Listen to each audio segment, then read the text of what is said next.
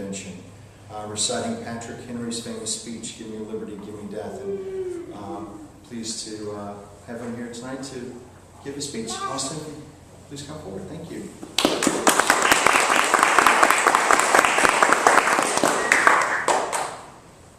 Thank you. I'm just going to go ahead and start. No man thinks more highly than I do of the patriotism as well as abilities of the very worthy gentlemen who have just addressed the House. But different people often see the same subjects in different lights.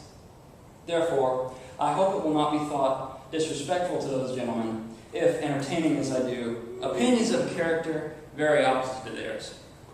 I shall speak my sentiments freely and without reserve. This is no time for ceremony. The question before the House is one of awful moment to this country. And as for my own part, it is nothing less than a question of freedom or slavery. And in proportion to the magnitude of the subject, ought to be the freedom of the debate. It is only in this way that we can hope to arrive at truth and fulfill the great responsibility to which we hold to God and our country. Should I keep back my opinions at such a time, through fear of giving offense, I should consider myself as guilty of an act of treason towards my country, and as an act of disloyalty towards the majesty of heaven, which I revere above all earthly kings. Mr. President, it is natural to man to indulge in illusions of hope. We are apt to shut our eyes against a painful truth and listen to the song of that siren till she transforms us into beasts. Is this the part of wise men, engaged in a great and arduous struggle for liberty? Are we disposed of the number of those who, having eyes, see not, and having ears, hear not the things which so nearly concern their temporal salvation?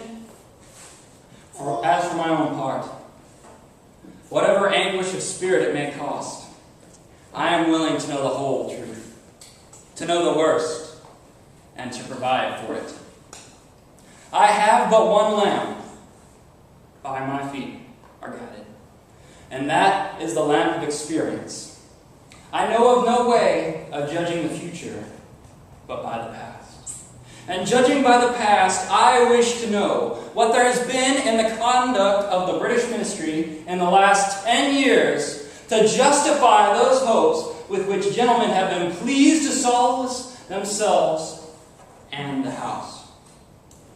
Is it that insidious smile with which our petition has been so lately received?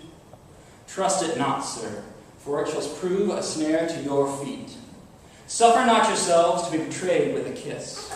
Ask yourselves how this gracious reception of our petition comports with those warlike preparations which cover our waters and darken our land.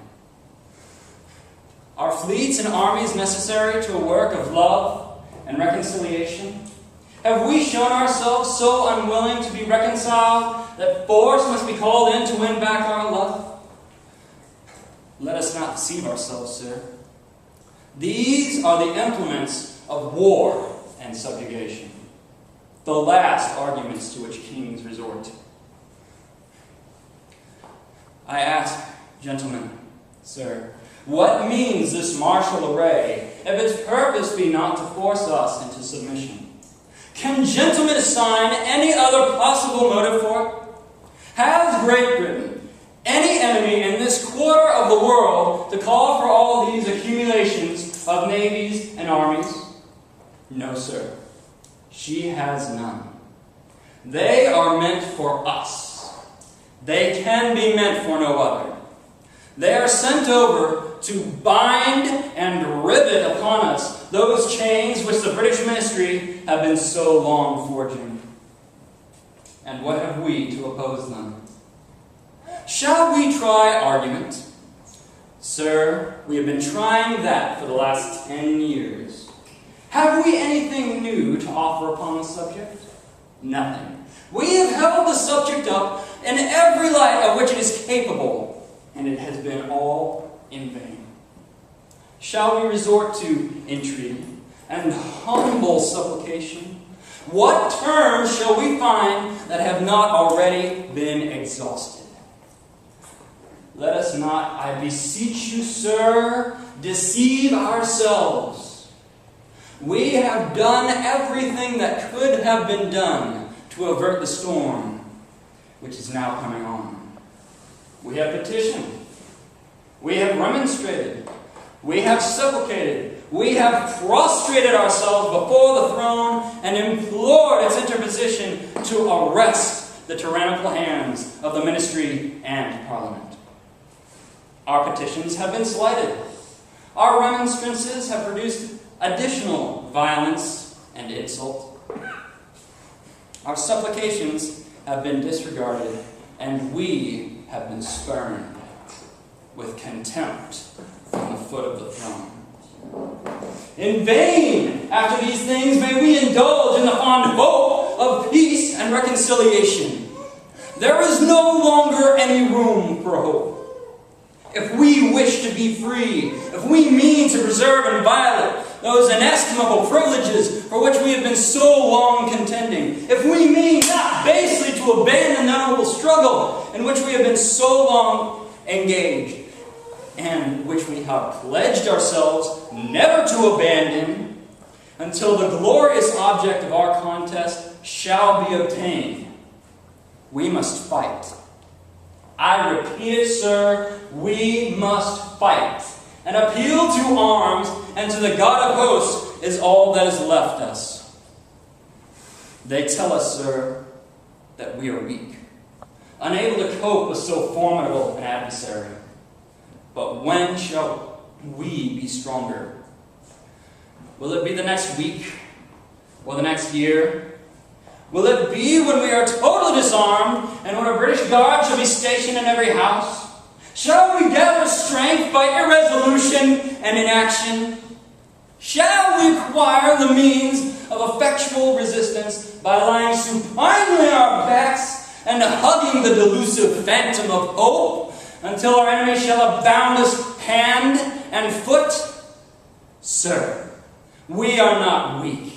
If we make a proper use of the means which the God of nature hath placed in our power, the millions of people, armed in the holy cause of liberty, and in such a country as that which we possess, are invincible by any force which our enemy can send against us.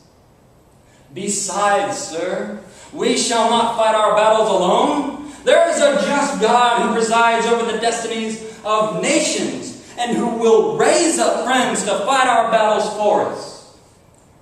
The battle, sir, is not to the strong alone. It is to the vigilant, the active, the brave. Besides, sir, we have no election. If we were base enough to desire it, it is now too late to retire from the contest. Our only retreat is in submission and slavery. Our chains are forged. Their clanking may be heard on the plains of Boston. The war is inevitable. And let it come. I repeat it, sir, let it come. It is in vain, sir, to extenuate the matter. Gentlemen may cry, peace, peace, but there is no peace. The war is actually begun. The next gale that sweeps in from the north will bring to our ears the clash of resounding arms. Our brethren are already in the field. Why stand we here idle? What is it the gentlemen wish? What would they have? Is life so dear, or peace so sweet, as to be purchased at the price of chains and slavery? Forbid it, Almighty God! I know not what course others may take, but as for me, give me liberty or give me death. Thank you.